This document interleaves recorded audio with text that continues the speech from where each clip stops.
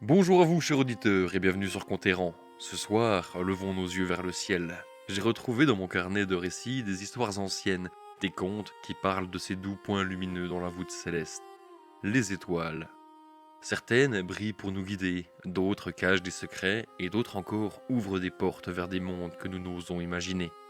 Installez-vous confortablement, laissez la nuit vous envelopper, et écoutons ensemble ce que le cosmos a à nous raconter.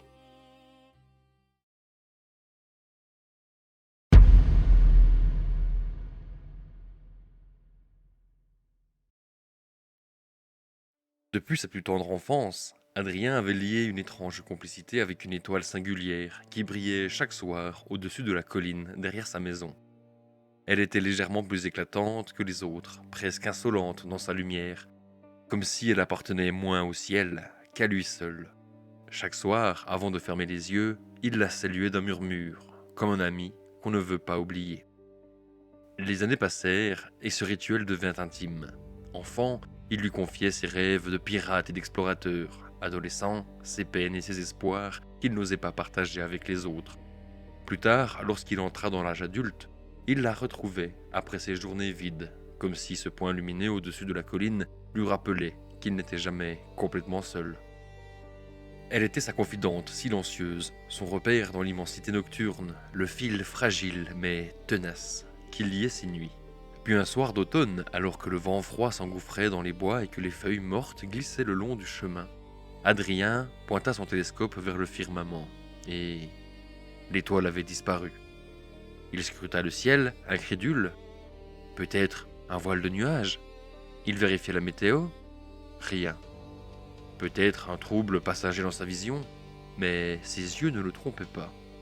Là où elle se tenait toujours, éclatante et fidèle, ne restait qu'un vide parfait. Une tache d'obscurité dans le ciel, si nette qu'elle paraissait absorber la lumière des astres voisins. Adrien sentit son cœur s'emballer. Une sueur glaciale perlait sur sa nuque. Mais ce n'était pas seulement une absence, c'était un regard, un gouffre qui semblait le fixer. Le lendemain matin, la routine se brisa encore. Dans sa boîte aux lettres, une enveloppe l'attendait, posée comme si elle avait toujours été là. Le papier était jauni, rongé au bord comme par l'humidité du temps. L'écriture tremblante, incertaine mais familière. Ses mains devinrent moites lorsqu'il parvint à la signature. Son propre nom. Adrien. La lettre portait une date, malheureusement effacée par le temps. Le message était bref mais suffocant. Lorsque l'étoile s'éteindra, ne cherche pas à la retrouver, car elle n'a jamais été une étoile. Elle est une porte, et certains passages doivent demeurer fermés. Adrien passa la journée à tourner ces mots dans son esprit. Une porte? Vers quoi? Vers qui? La simple pensée que son avenir, ou même peut-être son passé, avait pu lui écrire fit naître en lui une terreur viscérale, mais aussi une curiosité maladive. Dès lors, il n'osa plus lever les yeux vers le ciel. Pourtant, certaines nuits, au détour d'un reflet dans une vitre, d'un miroir ou dans le coin de sa vision, il apercevait une pâle lueur, fragile, juste au-dessus de la colline, comme une invitation ou comme un avertissement. Et parfois, lorsque le monde semblait s'endormir autour de lui, l'air vibrait imperceptiblement. Dans le silence de ces nuits suspendues, Adrien croyait entendre un souffle ancien, un murmure qui ne venait pas de ce monde, mais d'un autre, prêt à se glisser dans le sien. Il comprit alors que la disparition de son étoile n'était pas une fin, mais le commencement de quelque chose qui, tôt ou tard, réclamerait son attention.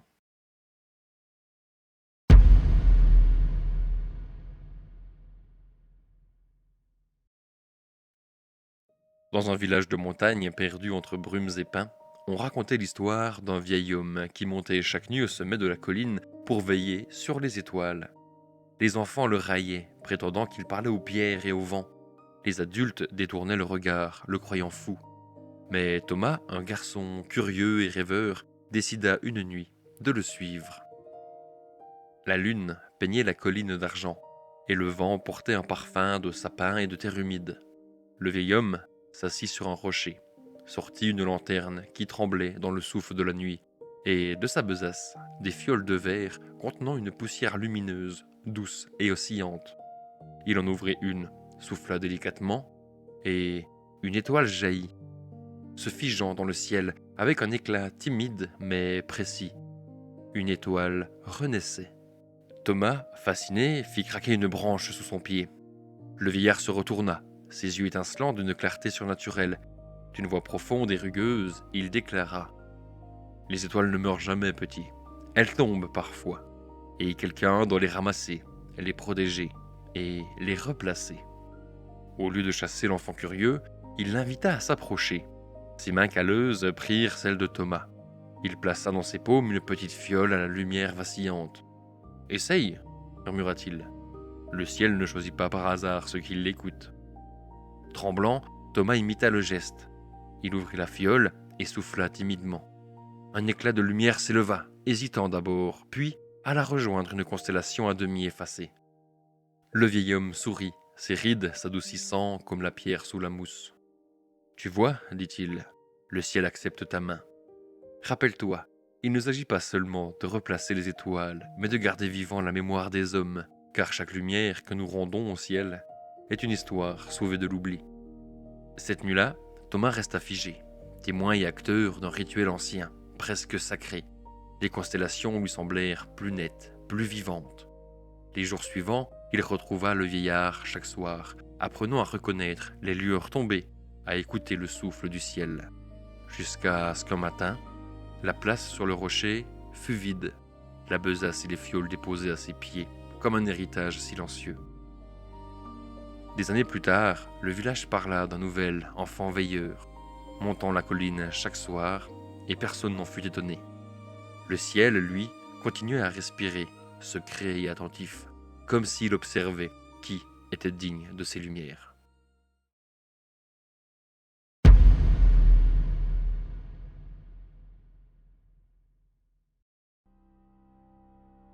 Samuel, un vieux marin aux cheveux argentés, vivait dans une maison isolée près du port.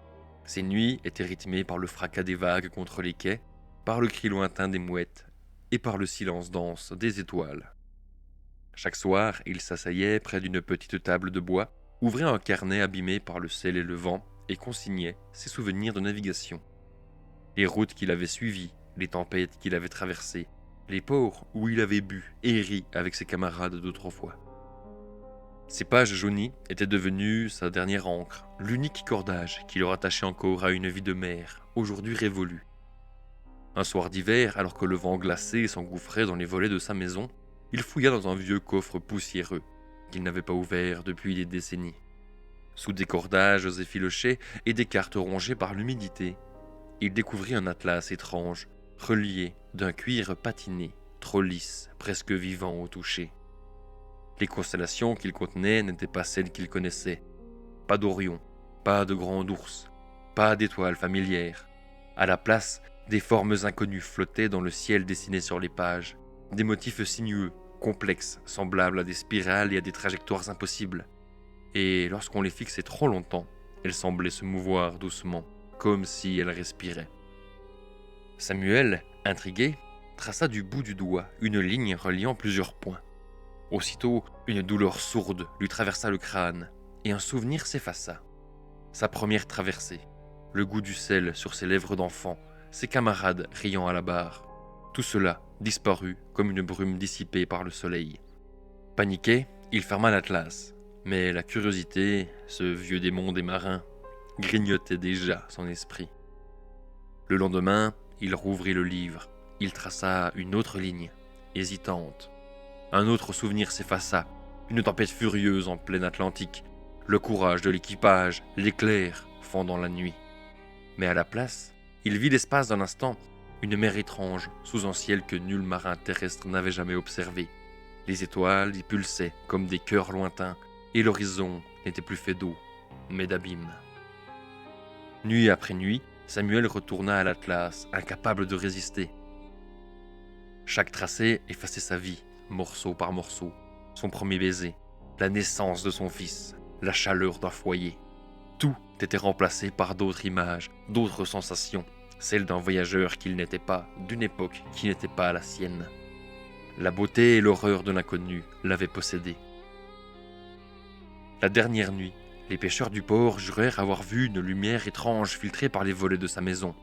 Une clarté livide, pulsante, comme si les pages de l'Atlas s'étaient changées en ciel vivant.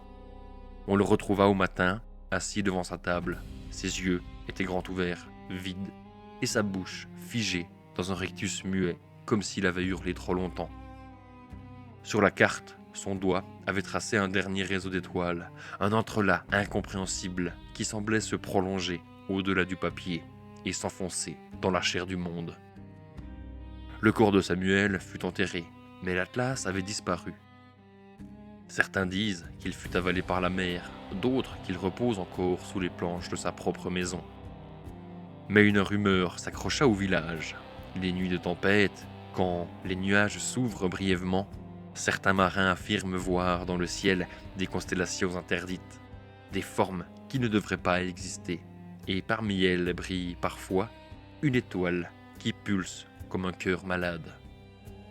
Certains jurent même qu'elle cligne comme un œil, et qu'au centre de cet œil, on peut deviner la silhouette d'un homme, perdu pour toujours, dans un océan qui n'appartient pas à la Terre.